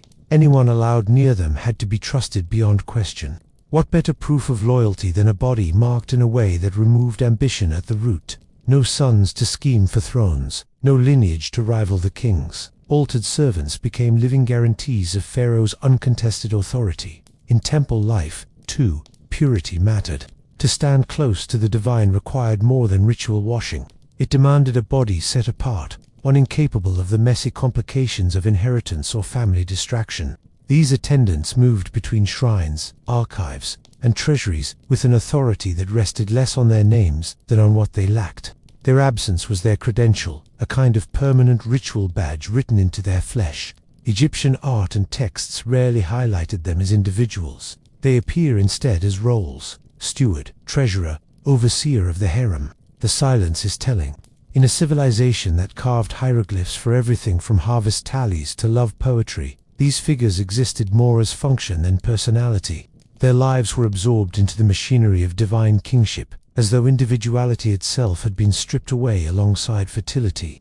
And yet, the irony is heavy. Egypt exalted fertility everywhere else, fields painted bursting with grain, gods carved with erect phalluses, symbolizing generative power, tomb art crowded with children and animals. Abundance was the visual language of eternal life. But at the center of that system stood figures defined by sterility. The empire celebrated fertility as a divine gift, while entrusting its most intimate spaces to those who had surrendered it. This paradox didn't vanish with time, it simply spread. When Cybele's priests arrived in Rome, their ecstatic parades shocked the citizens. But the underlying principle wasn't so alien. Rome, like Egypt, saw the usefulness of bodies that could no longer pass down inheritance. The difference was that Rome recoiled more loudly, legislating who could and could not participate, while still keeping the goddess's cult alive within its borders. Rome, never shy about borrowing gods, welcomed Cybele with the kind of polite calculation it usually reserved for allies it didn't entirely trust. Hannibal was at the gates, elephants were trampling vineyards, and the Senate decided a new goddess might tip the scales. So they ferried her sacred black stone from Anatolia and placed it reverently on the Palatine Hill, as if divine insurance could be shipped like marble. But the package deal included her priests, the galley, and that was harder to swallow. Their spring festivals stormed through the city with drums, flutes, and ecstatic dances that made Roman matrons gasp and stern fathers mutter about the end of civilization. Dressed in bright fabrics, perfumed, and speaking in voices that didn't match the Roman script for masculinity, they embodied everything the Republic claimed to despise: disorder, indulgence, and the abandonment of family duty. Roman law reacted with characteristic severity. The goddess could stay after all. Divine favor was useful, but no Roman citizen was to join her priesthood. The knife might be acceptable in Phrygia, but in Rome it was unthinkable. A Roman man was expected to marry, father heirs, and serve the state. His body wasn't his own. It belonged to the Republic. To hand it over to a goddess was worse than heresy. It was negligence of civic duty. And yet, the fascination never faded. Crowds gathered to watch the galley, half horrified, half enthralled. Children laughed at their spinning dances. Poets used them as metaphors for passion gone wild, and gossip spread about the strangeness of their rites. Rome officially disdained them, but unofficially kept them close. a tolerated scandal parading through the streets every spring. The contradiction was almost Roman in itself. Gods were welcome, their devotees less so. This balancing act, welcoming the divine, banning its most extreme demands, revealed a deeper anxiety. Rome thrived on discipline, order, hierarchy. The Galli embodied the opposite: chaos, ecstasy, transformation. They reminded Romans that devotion could look like madness, that the line between faith and frenzy was thinner than marble tablets suggested. It was precisely that thin line that made them both dangerous and indispensable, a reminder that gods were not always interested in human comfort. And while Rome legislated and frowned, Christianity was rising within its borders, carrying with it a verse about eunuchs for the kingdom of heaven. Most took it metaphorically, but history is full of people unwilling to leave metaphors alone. Some read it literally, and once again the blade was raised not for Cybele this time, but for Christ. Christianity entered the empire carrying a sharper paradox than Cybele ever did. On one hand, the new faith insisted the body was sacred, a temple of the Holy Spirit.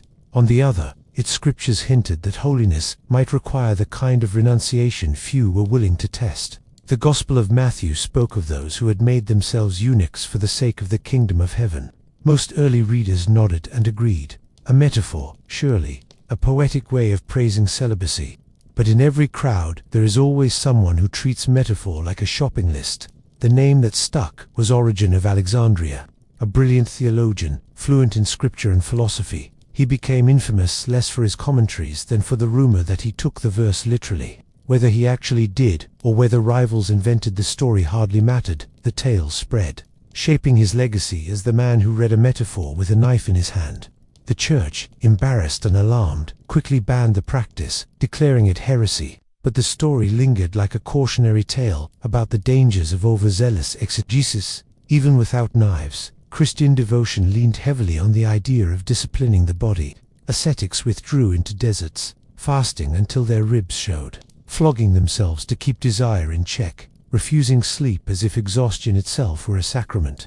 The point was always the same: the body was suspect, and holiness demanded visible proof of mastery over it. Origen may have been condemned, but his impulse lived on in monasteries, where pain, hunger, and sleepless nights became the currencies of devotion. The irony deepened as Christianity institutionalized itself. A religion that condemned mutilation still exalted celibacy, still demanded priests and monks renounce family, still praised those who denied themselves ordinary pleasures. It was as if the church, uncomfortable with the blade, had simply replaced it with subtler tools of renunciation. The scar was no longer cut into flesh but into daily life. No wife, no children, no inheritance. And yet, echoes of the old devotion remained. The very idea that one might be remade for God set apart permanently refused to vanish. In Byzantium, as Christianity merged with the empire, the line blurred again. Altered bodies didn't belong only to ecstatic cults or overzealous theologians. They became indispensable cogs in the machinery of church and state. In Constantinople, the knife shed its aura of ecstasy and became something more sober, almost bureaucratic. The Byzantine court discovered that altered men made excellent administrators. They couldn't pass power to sons, which meant they were less likely to turn loyalty into dynasties. In a palace riddled with rivalries, that absence was an asset. The same logic that once served Cybele's priests now served the empire. Permanence carved into the body became the best guarantee of trust. But Byzantium didn't relegate these figures to the shadows. Some rose to commanding heights, orchestrating ceremonies, managing treasuries, even leading armies. They weren't tucked away as curiosities. They stood at the heart of imperial ritual, shimmering in silk robes, directing the sacred theater of empire. To outsiders, they looked uncanny, neither soldiers nor fathers, yet wielding immense influence. To insiders, they were indispensable. Their liminal status turned into political capital. When Islam spread east and west, the pattern resurfaced with new emphases. Palaces in Baghdad, Cairo, and later Istanbul, filled with eunuchs, not as ecstatic devotees, but as guardians of intimacy and order. The harem, more than just a household, was the hidden stage where succession and power were constantly negotiated. Controlling access to it meant controlling the future of dynasties. And the men who held those keys were those whose bodies had already been written into loyalty. In the Ottoman Empire, the role crystallized into one of the most powerful offices in the capital. The chief black eunuch, dressed in layers of silk, stood as gatekeeper between the ruler and his family. He could decide who saw the sultan, whose petition reached royal ears, which court faction gained favor. His authority extended beyond the palace, into charitable endowments and political networks that stretched across the empire. The paradox was staggering. In a society that celebrated virility and family honor, some of the most feared and respected figures were men denied both. Here, devotion had slipped fully into pragmatism. No one called these figures saints or martyrs. Their altered status wasn't framed as holy sacrifice, but as useful security. And yet, the symbolism hummed beneath the politics. Absence still carried weight, still marked a body as different, still made someone trustworthy precisely because they stood outside ordinary human cycles. It was a transformation of the old logic. What began in myth and frenzy had become administration and policy. And while the Ottomans perfected this system, Europe was developing a darker twist of its own where the knife wasn't a path to trust or holiness, but a punishment, a verdict, inscribed into the body for all to see. By the time the Russian Empire stretched from Poland to Siberia, the old logic of sacrifice had found one of its strangest afterlives. In villages and towns across the empire, a sect known as the Skopsi began preaching that salvation required nothing less than erasing sin from the flesh itself. Where earlier empires had turned castration into theater, politics, or punishment, the Skopsi reframed it as the most intimate kind of devotion. They spoke of seals, marks placed upon the body that proved allegiance to Christ. The lesser seal was symbolic, the greater seal complete, and both were seen as cutting away the root of temptation. In their view, sin wasn't just a matter of thought or behavior. It was lodged deep in the body, and only steel could truly remove it. The act wasn't shameful in their communities. It was revered, even celebrated, seen as a radical purification that brought a believer closer to the divine. Authorities reacted with horror. The Orthodox Church condemned them as heretics who had twisted scripture into dangerous excess. The Tsarist government, more pragmatic, worried about birth rates and empire, can't survive if its people are busy renouncing reproduction. Trials were held, sentences handed down, and many Skopsi were exiled to Siberia. But persecution only deepened their conviction. Suffering, after all, was a familiar badge of holiness. If the state and church opposed them, it could be read as proof they were walking the narrow path of true faith. The irony is hard to ignore. In a country where icons glowed in candlelit churches, where priests preached about Christ's sacrifice as the supreme act of redemption, a sect took that message and sharpened it into steel. Where most believers saw metaphor, the Skopsi saw command. Their gatherings were secretive, their rituals whispered about, their altered bodies both scandalous and sacred, depending on who told the story. They weren't marginal in numbers either. At their peak, the Skopsi counted thousands among their ranks: peasants, traders, artisans, even some nobles. They weren't driven only by fanaticism but by a conviction that holiness had to leave visible proof no one could ever fake or undo. Their lives became testimonies, their bodies walking sermons that blurred the line between devotion and self-destruction. By the late 19th century, as Russia modernized and state repression tightened, the sect dwindled. But the memory remained, a haunting echo of how far the human imagination is willing to go to prove sincerity. Where Mesopotamian priests had sung lamentations, where Cybele's devotees had danced in frenzy, where Byzantine courtiers had wielded influence, the Skopsi offered one last, stark reminder. For some, the path to the divine could only be opened by cutting away the most intimate part of human life. And when the sect faded, the story didn't vanish. It joined the long chain of examples that showed how cultures, from river valleys to imperial palaces to frozen Russian villages, linked the absence of fertility with the presence of the divine. Threaded through all these stories, from Anatolia's festivals to Russia's frozen villages, is a single, unsettling theme: the belief that purity had to be proven not by thought or prayer alone, but by altering the body itself. In many traditions, the act was framed as giving up fertility in order to honor fertility, a paradox, but one that made sense in the symbolic grammar of religion. By handing back the most life-giving part of themselves, devotees declared that life ultimately belonged to the gods. Blood sealed the exchange. It wasn't just a byproduct of ritual, it was the proof. Across cultures, blood has always been treated as the most persuasive currency, a sign that devotion wasn't metaphorical but embodied. Sacrifice without blood was symbolic.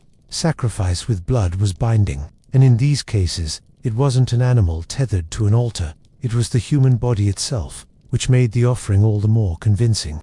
Transformation was at the heart of it. The act didn't just remove, it remade. The priest who sang for Inanna no longer spoke with an ordinary man's voice. The attendant in Pharaoh's palace no longer belonged to a family line. The Byzantine courtier stood outside inheritance, the Skopje believer outside temptation.